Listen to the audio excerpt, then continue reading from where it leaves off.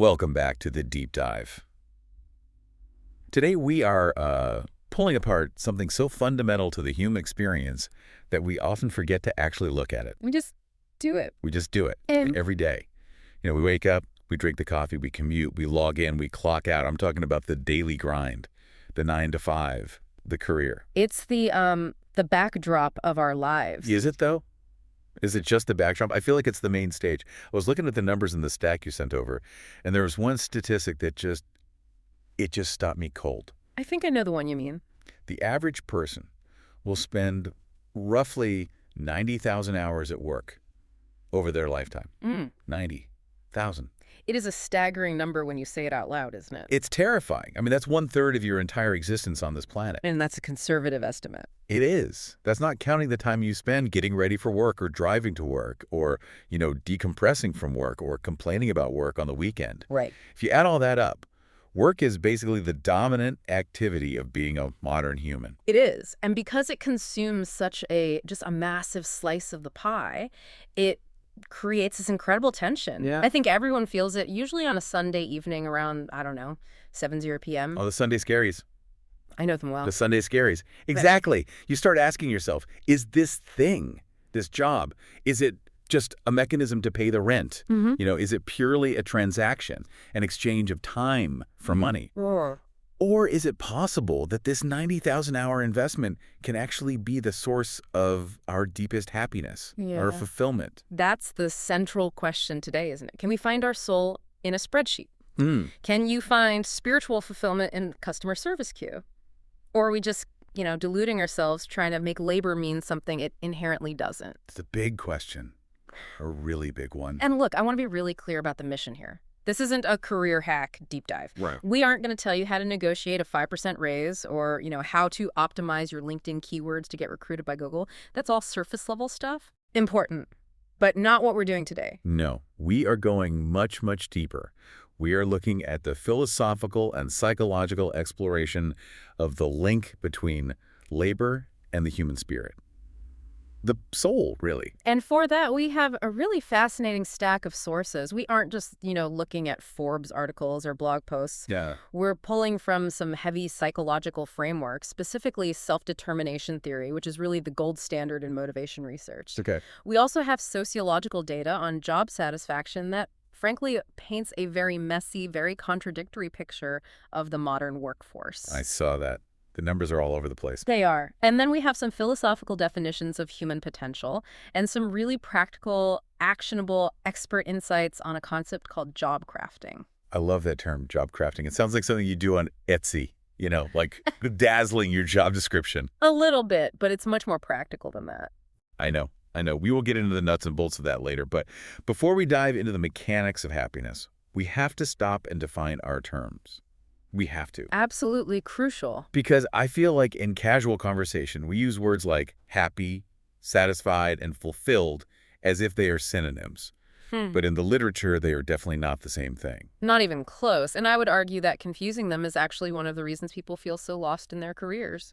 How so? Well, they chase satisfaction thinking it's fulfillment, and then they get it. They get the decent pay, the nice office, and they wonder why they still feel so empty. Okay, so let's parse this. Job satisfaction versus self-fulfillment. Let's draw a really clear line between them. So think of job satisfaction as the baseline. It's about the conditions, the external stuff. Like what? Is the coffee in the break room good? Is your office chair comfortable? Is the pay decent? Is your commute tolerable? Is your boss not a complete monster? Right. It's primarily about comfort and the absence of negatives. Exactly. If you are satisfied, you aren't miserable. You aren't actively looking to quit tomorrow. It's a state of contentment. It sounds very passive. I am satisfied. It's like a shrug. It's fine. It is passive. That's the perfect word for it. But fulfillment is a much, much higher bar. It's an active state. And to really nail this down, I want to spend a minute on a definition from the philosopher Alan Gerworth. Okay. It was highlighted at the very top of the research stack for a reason, and it is a little dense, but it's worth it. I remember reading that one. I had to read it 3 times to really get it. It's chewy. So Gerworth defines fulfillment as carrying to fruition one's deepest desires or worthiest capacity. Okay. Carrying to fruition one's deepest desires or worthiest capacity. Ah. Let's break that down because that is That is not how I describe my Tuesday afternoon meetings. Let's start with that first part. Carrying to fruition. That phrasing really stuck with me. Because satisfaction, which is what most of us settle for, is a state. I am satisfied. It's static. But carrying to fruition, that sounds like labor. That sounds like agriculture, like you're growing something. That is such a crucial distinction. Think about the word fruition. It implies a process. A seed doesn't just instantly become a tree. Right. It requires time, it requires struggle, it requires pushing through soil, it requires the right environment. Gayworth is telling us that fulfillment isn't a feeling you just stumble upon one day. It's not a lottery win. Not at all. It's an action you perform. You are actively bringing something potential into reality. You are building something. So fulfillment might actually be hard work. It might even be unpleasant sometimes. It is almost always hard work. This is a key point. You don't feel fulfilled by sitting on a beach drinking a margarita. You feel pleasure. You feel relaxed. Two very different things. Very different. Fulfillment. That deep soul-level satisfaction that comes from climbing the mountain, not from sitting at the base and just looking at it. It implies that you have exerted yourself to bring something into the world that wasn't there before. Okay, and then he hits you with the second half of that definition. Worthiest capacities. That feels a little, I don't know, a little judgmental. It can sound that way. Who decides what my worthiest capacities are? If I'm really, really good at, say, organizing my email inbox to perfection, is that a worthy capacity? Or does it have to be something grand like, I am saving lives in the ER? That's where the psychology really comes in to back up the philosophy. When Gayworth says worthiest, he's pointing toward those capabilities that feel central to your identity. The things that, when you do them, make you feel most like you. So it's subjective. Highly subjective. So for your example, if organizing that inbox makes you feel a sense of high-level order, clarity, and efficiency, if it taps into a deep-seated part of you that loves creating structure out of chaos, then yes, absolutely, that is a worthy capacity. But there's a catch, right? There's a catch. If you are organizing that inbox just to avoid getting yelled at by your boss, or because it's a mindless task to kill time, Then it's not a capacity. It's a survival mechanism. exactly. A worthy capacity is something you want to express because it makes you feel competent and alive and authentic. Okay, so let's give the listeners the verdict up front. We've read the stack. We've looked at the psychology, the data, the philosophy. The big question, does working lead to self-fulfillment? What's the short answer, yes or no? The short answer is yes, but. The classic yes, but. It's the only honest answer. It is not automatic. Just having a job, even a good job with high pay and a great title, doesn't guarantee fulfillment at all. It depends on a very specific alchemy of ingredients. Alchemy. I like that word for it. It feels like you have to mix the potions just right. You do. It's a mix of what we call the internal engine, so how you're wired and how you process the world, and a whole bunch of external factors like the work environment and the company's mission. So let's start with those ingredients. I want to start with the internal stuff, the psychology. One of the biggest frameworks that kept coming up in the sources is self-determination theory, or SDT. This is the holy grail of motivation research. It's been around for decades, and it's incredibly robust. It sounds a bit academic, a bit jargony, but when you boil it down, it seems to come down to a holy trinity of needs that we all have. That's a great way to put it. SDT posits that for any human being to feel intrinsically motivated and fulfilled, whether that's at work, in school, or just in life, 3 basic universal psychological needs must be met. And if they're not? If these needs are starving, you can't be fulfilled. It's impossible. You might be paid well, you might be safe, but you will wither on the inside. Okay, let's walk through the trinity. The first one is autonomy. Now, I feel like people really misinterpret this one. I hear autonomy, and I immediately think, I am the boss, I do whatever I want, nobody tells me what to do. That is the common misconception, for sure. But look at the reality of the 9 to 5. Almost everyone has a boss. You have a start time, you have deliverables, you have deadlines. Unless you're a self-employed billionaire, you don't really have total autonomy, do you? Not in that sense, no. So it feels like a pipe dream to tell an entry-level employee, you need autonomy to be fulfilled. They just laugh. I'm glad you pushed back on that because this is probably the biggest stumbling block for people trying to understand SDT. When psychologists talk about autonomy, they are not talking about independence. What's the difference? They sound very similar. Independence means you don't need anyone and no one tells you what to do. That's Robinson Crusoe on an island. Complete freedom from external constraints. Right. Autonomy in the psychological sense, is about volition. It's about the feeling that your actions are self-endorsed, that you are the author of your own behavior. So you can be following rules and still have autonomy. Absolutely. You can have a boss, you can have a strict deadline, and you can still have a high degree of autonomy if you agree with why you are doing it and have some say in how you are approaching it. Give me a concrete example. Because if my boss tells me I have to write a report by 5 p.m., I don't feel like I have a choice in the matter. Okay, let's take a surgeon. A heart surgeon has almost zero independence in the operating room.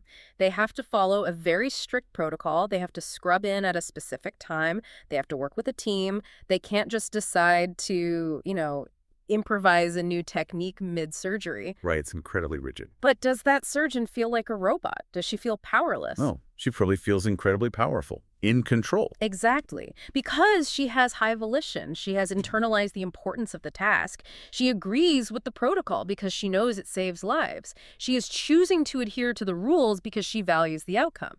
That is autonomy. Ah, I see. Okay. Now contrast that with a call center employee who has to read a script word for word. If they deviate from that script, they get penalized. They're just a mouthpiece, a vessel for the script. Their locus of causality, that's the technical term, is entirely external. They aren't the author of their actions, the script is.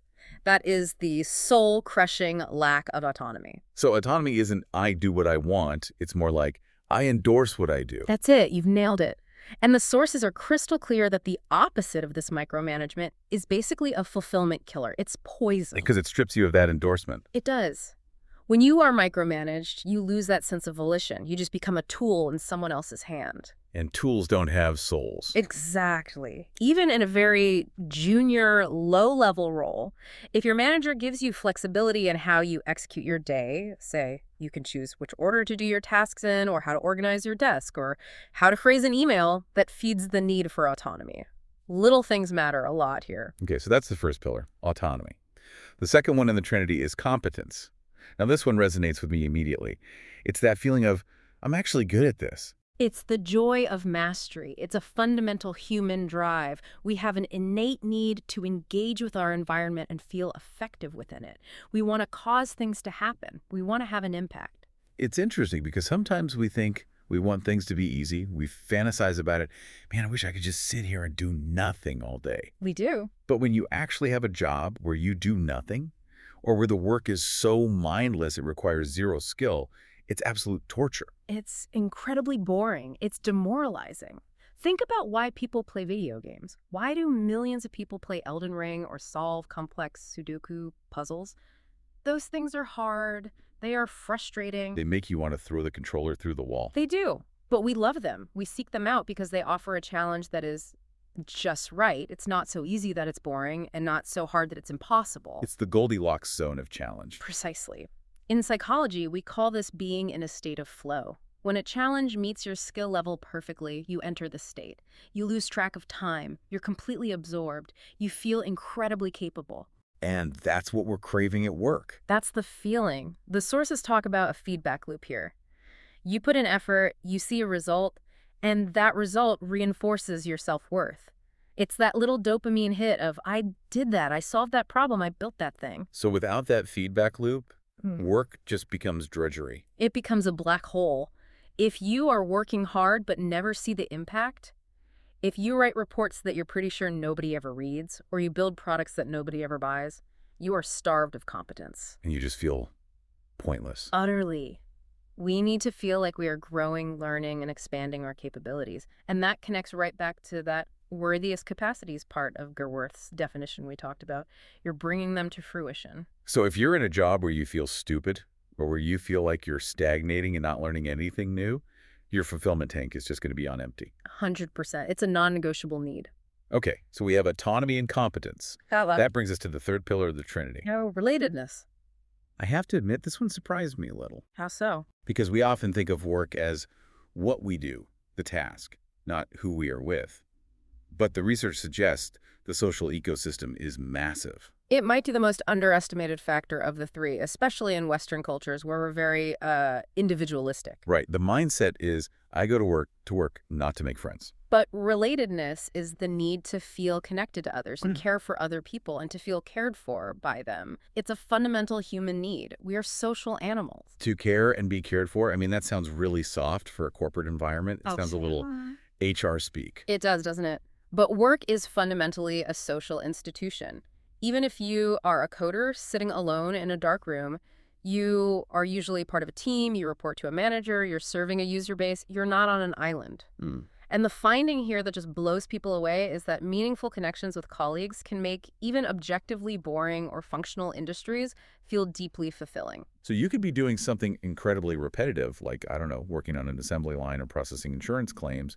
But if you love the team you're in the trenches with, you can still find fulfillment. Absolutely. Think about soldiers in a war. The task itself is horrific, but the bond, the camaraderie, that's what creates meaning. We are tribal creatures. If you feel like you are part of a tribe that has your back, the labor itself becomes secondary to that bond. So that people can save a bad job. They can, and conversely, bad people can ruin a great job. You can be doing your dream work, but if the environment is toxic and you feel isolated, it's not sustainable. It reminds me of Maslow's hierarchy of needs, which came up in the notes as well. This all maps to it, doesn't it? It mirrors it almost perfectly. You start with the paycheck, that's your physiological and safety needs at the bottom of the pyramid, rent and food. The basics. But once those are met, you don't just stop wanting things. You move up the pyramid. You want love and belonging, which is relatedness. You want esteem and recognition, which is competence. And eventually, at the very top, you want self-actualization, which is really about autonomy and purpose. So that's the internal engine. Autonomy, competence, relatedness. If those three cylinders are firing, you're in a good spot psychologically. We're well on your way. But we don't work in a vacuum. We work for companies, for clients, for causes. Let's shift to the external factors. This is where things like meaning and impact come into play. Right. This is moving beyond the self. While autonomy and competence are largely about how you feel internally, this section is about what your work does in the world. The sources talk a lot about values alignment. Yes, this is a huge one. The friction that happens when your personal ethics clash with the company mission. Yeah. I imagine that's a very quick way to burn out and cynicism. It's called cognitive dissonance, and it's psychologically painful. If you deeply value environmental protection, but your job involves marketing for a company that you know dumps chemicals in the river, you are going to feel a deep structural unhappiness. No amount of free snacks is going to fix that. No amount of free snacks or competence in your marketing skills can fix that moral gap. You are at war with yourself every day you clock in. It's like trying to build a house on a cracked foundation. The whole thing is unstable. Exactly. But the flip side is the immense power of mission alignment. When you believe in the cause, when your values are in sync with the organization's, The work just feels different. it feels like a contribution rather than a cost. The long hours, the difficult tasks, they feel worth it because they are serving something larger than yourself. There's an interesting concept in the sources called the purpose economy. It references an author, Aaron Hurst. Now, I have to play devil's advocate here for a second. Please do. The purpose economy sounds a little bit like corporate marketing, you know? Yeah. Is this just a new way for companies to get us to work harder for less money because we're being paid in purpose? That is a very cynical and I think a very valid critique. There is definitely a risk of what you could call purpose washing, where companies try to use a lofty mission statement as a substitute for a fair salary or good working conditions. We're changing the world so we can't afford to give you a raise. Right. That's the danger. But Aaron Hurst's research suggests something deeper is happening from the employee side. He argues that we are genuinely shifting into an economy where the primary value driver for the individual is purpose. People are actively seeking it. But here's the fascinating twist, and this connects right back to relatedness. Okay. He finds that for many, many people, relationships are often the leading driver of meaning, even more so than the big abstract cause itself. Really? So it's not, I am saving the whales. It's more like, I am helping my teammate, Sarah, finish this difficult project. For many people, yes. Or, I am helping this specific client navigate a really tough problem. It's the human-to-human connection that generates the feeling of purpose. That makes it feel much more tangible. It does. The sources note companies like PwC and IBM. These are massive corporate entities. They aren't charities saving the world. Not at all. but they excel in building social capital. They create networks and team structures where people feel connected and supported. And that social capital is a huge predictor of engagement and retention. You don't have to be working for a nonprofit to find purpose. You can find it in the micro interactions of helping a colleague solve a problem. That makes purpose feel a lot more accessible. You don't have to quit your job and join the Peace Corps to find meaning. No. You can find it in the relationships that are right there in front of you. Precisely. It democratizes purpose. It makes it available to everyone, not just people in helping professions. But I do want to touch on the spiritual perspective that was mentioned in the sources. Because for a lot of people, that higher purpose isn't just about the team. It's theological. This is a really powerful framing mechanism, regardless of your own personal beliefs. The sources cite a specific biblical reference from the New Testament, Colossians 3:23-24, which says, "Whatever you do, work at it with all your heart, as working for the Lord, not for human masters." Not for human masters. Wow, that changes the dynamic completely. It does. It reframes the entire enterprise of labor. Whether you are sweeping a floor, managing a hedge fund, or teaching a class, the spiritual perspective transforms that mundane task into an act of service or virtue. Your audience changes. Your ultimate audience changes. You aren't just serving the shareholder or your boss or the customer, you're serving a higher calling. It seems like that would completely decouple the value of the work from the status of the job. That's the key. You hit the nail on the head. Decoupling value from status. If you are working for the Lord or for some higher ideal, then sweeping the floor with excellence requires just as much integrity and heart as running the company. It infuses dignity into tasks that society might label as low skill or unimportant. I love that idea, decoupling value from status. Because we live in a world that is completely obsessed with status. We define people by their job titles. Oh, he's a VP. Oh, she's just an intern. This kind of thinking just levels the playing field entirely. It does. It makes the internal experience of the work, the quality of your effort, more important than the external label. Okay, so we've done the philosophy, we've done the psychology. Now I want a reality check. Because we can talk about carrying to fruition our worthiest capacities all day. But what's actually happening out there? Yeah, what does the data actually say? Are we, generally speaking, happy at work? Are we fulfilled? Here is where it gets really messy. We have wildly conflicting statistics, and it all depends on what you're measuring. The numbers are all over the place, right? I saw that in the stack. They are. So let's start with the sunny side of the street. The Conference Board in 2023 reported job satisfaction at 62.7%. Okay. That is the highest level they have recorded since 1987. The highest in over 35 years. Exactly. And another source, Apollo Technical, backs this up, citing around 65% satisfaction. So if you just look at those numbers, you'd say, hey, things are pretty good. Most people are doing okay. 60+%. That sounds like a passing grade. But I know there's a but coming. A big one. There is a massive but, because then you look at something like the Deloitte Shift Index survey, and it paints a much, much darker picture. It suggests that in some contexts, up to 80% of people are dissatisfied or disengaged. Whoa, wait. 65% happy versus 80% unhappy. That is a statistical canyon. How can the numbers be that different? Are they polling different planets? They are polling different concepts, and this goes right back to our definitions at the very start of this conversation. Satisfaction versus fulfillment. Exactly. The Conference Board is likely measuring satisfaction. Remember, is the coffee good? Does my paycheck clear? It's the contentment metric. Most people, especially in a volatile economy, are satisfied enough to keep their jobs. They're not miserable enough to leave. Right. They aren't rioting in the streets. They're tolerating it. But Deloitte, with their talk of disengagement, is probing something closer to fulfillment. They're asking, are you passionate? Are you using your worthiest capacities? Do you feel energized by your work? And on that front, the numbers crash. They fall off a cliff. The sources note that while overall satisfaction might be hovering around 60%, only about 20% of people report being truly passionate about their jobs. 20%. 1 in 5. That's the kill shot right there. It is. So most people are fine with their jobs. They aren't quitting tomorrow. But only 1 in 5 is actually thriving, is actually feeling alive at work. Exactly. We have a workforce that is largely comfortable but not alive. A workforce of the working dead, you might say. That is a deeply depressing thought. Why? Why isn't that number higher? What are the biggest obstacles? Well, the most obvious one, the biggest one, is when work is purely instrumental. Instrumental. We've used that word a few times now. Let's define it clearly for everyone. Instrumental work is work that is strictly a means to an end. That's it. You trade your hours for dollars. That is the entire transaction.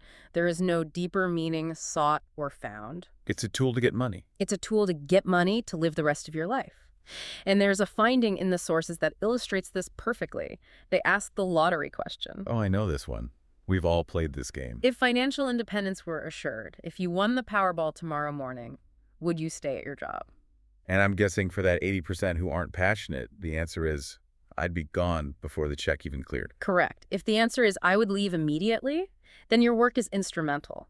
It's not a source of meaning or identity. It's a tax you pay to live the rest of your life. And that's a huge barrier to fulfillment. It's almost an insurmountable one because you are essentially wishing away a third of your life.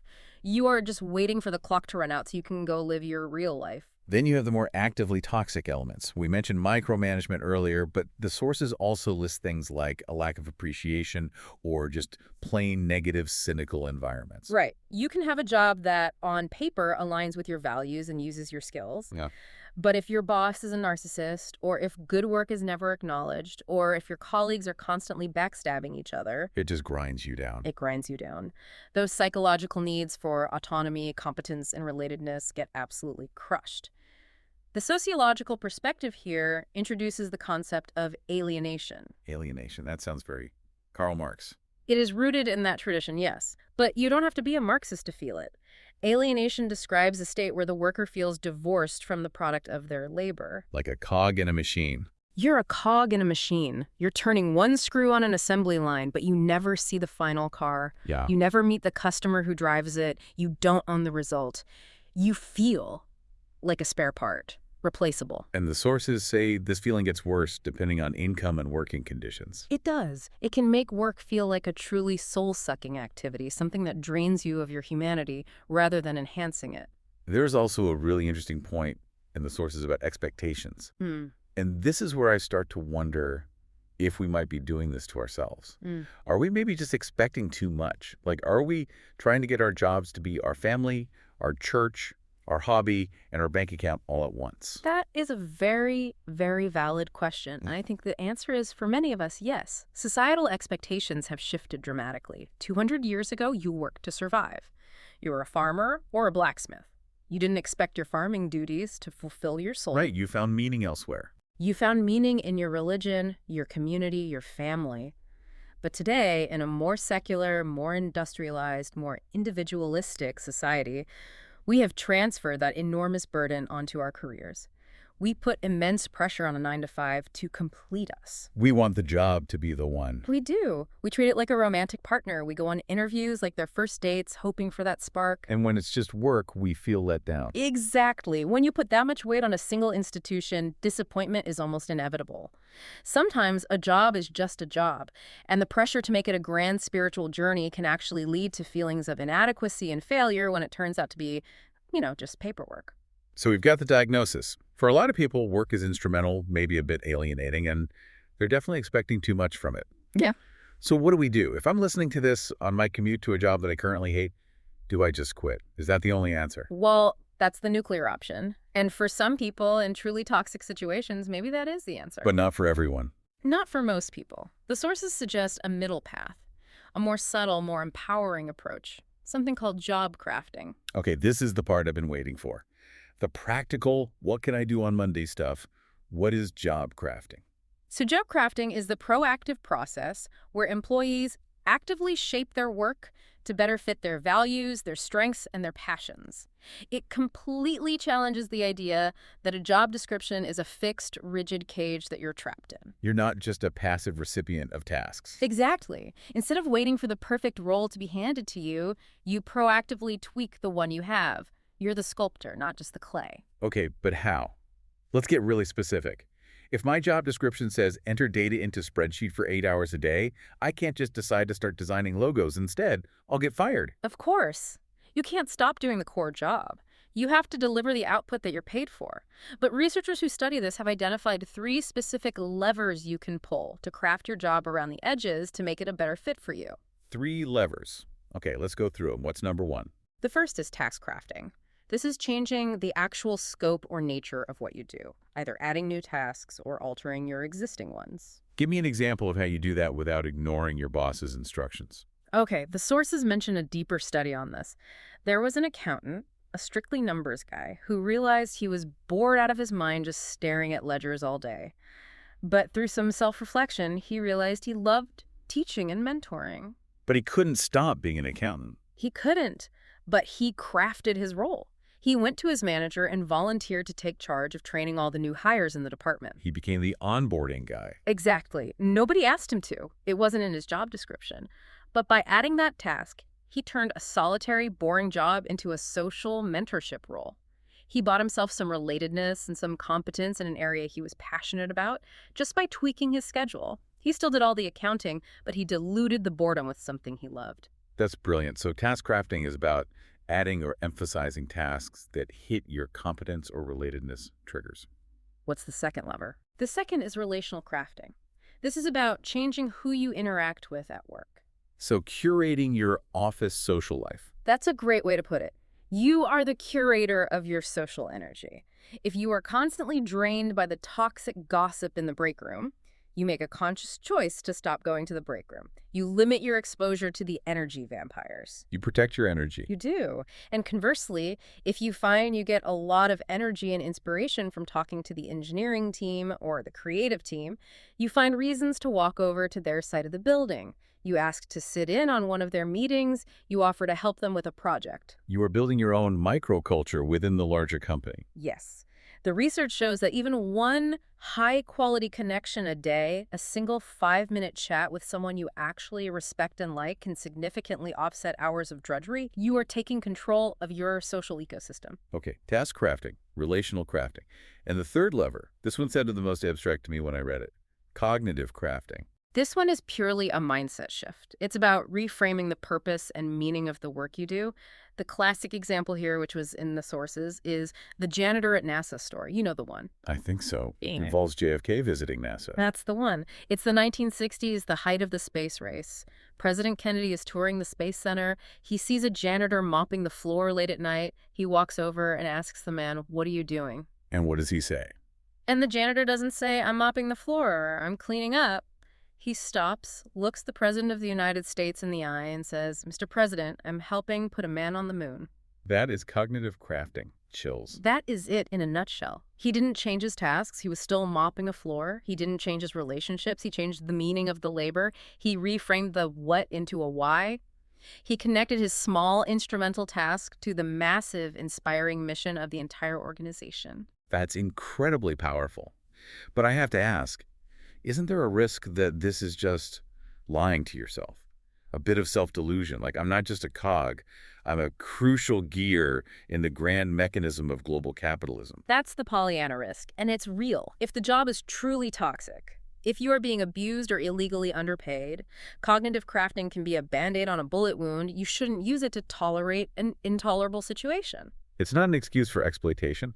Absolutely not. But for the average job, for the job that is just boring or feels disconnected, it's a powerful tool to reconnect your daily grind to a value you actually care about. It's about finding the inherent dignity in the role. So practically speaking, how does someone start doing this? Do they just sit at their desk and think harder about the moon? The sources suggest starting with a practice they call reflective involvement. Basically, you need data on yourself. You can't craft a better job if you don't know what you want to craft it into. The recommendation is to use journaling or mindfulness. Journaling about work, that sounds fun. Like more homework. I know. But try it for just 1 week. Keep a simple energy audit. 2 columns.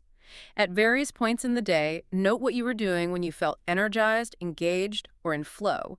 And note what you were doing when you felt drained, bored, or frustrated. So, 10 a.m., working on the quarterly budget spreadsheet. Drained.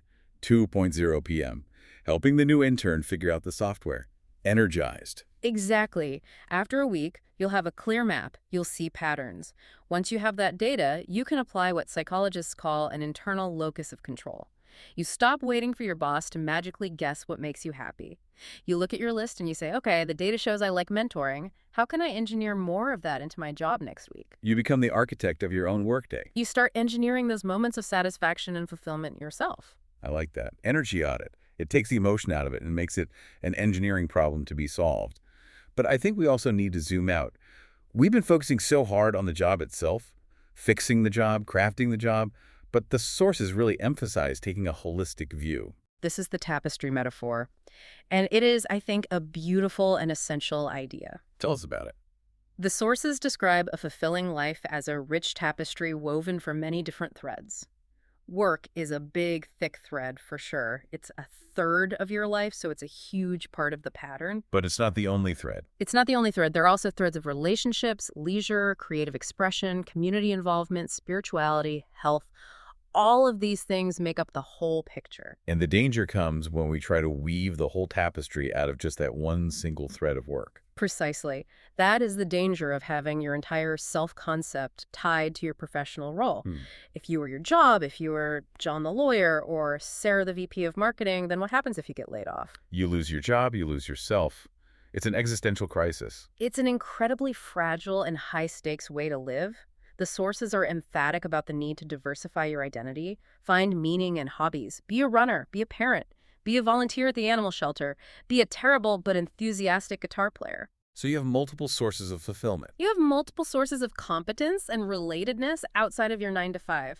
When you do that, the pressure on your job drops immensely. It doesn't have to be everything anymore. And paradoxically, the sources suggest that having a rich life outside of work actually makes you better at your job. It's the great paradox of work-life balance.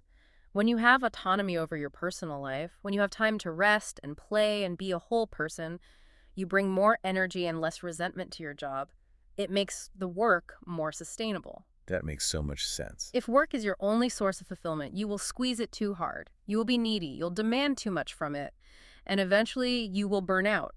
If work is just one important part of a rich, complex life, you can approach it with a lighter, more balanced touch. You can enjoy it for what it is rather than hating it for what it isn't. You have put that perfectly. So let's bring it all home. We've covered a massive amount of ground today. We started with that terrifying 90,000-hour number. We asked the big question, can work lead to self-fulfillment? And we landed on, yes, it can, but it's not a given. It's not guaranteed. It requires a formula. The alchemy. The alchemy. It needs to hit those notes of a self-determination theory, autonomy, competence, and relatedness. And it helps immensely if it aligns with your core values and connects you to some kind of broader purpose. But we also have to acknowledge the reality. Not every job is going to be a dream job. Most jobs, even the best ones, have drudgery baked in. Right. And that's where job crafting comes in. You have agency. You have the power to reshape your experience from the inside out. You can tweak the tasks, you can curate the relationships, and you can reframe the meaning. And finally, the ultimate safety net. Diversify your identity. Yes. Don't let your job be the only thing that defines you. Build a rich and varied tapestry. I think the final takeaway here, for me at least, is that fulfillment isn't a benefit package. It's not something HR hands you on day one, along with your new laptop and your security badge. No. Fulfillment is personal. It is an active pursuit by the individual. Sometimes you find it through the job, by diving deep and mastering your craft. Sometimes you find it around the job, by building great relationships.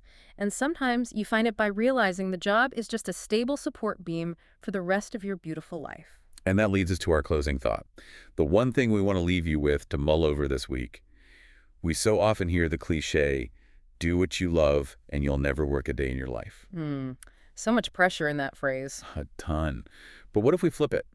If your work is currently just a means to an end for you, is that actually okay? Maybe the ultimate freedom, the ultimate form of fulfillment is realizing your job doesn't have to be your soulmate. It doesn't have to complete you. Maybe it just has to be a good, reliable partner that supports the life that does. And there is a lot of dignity and wisdom in that, too. Something to think about next time you're stuck in a meeting. That definitely could have been an email. Thanks for diving deep with us. We'll see you next time.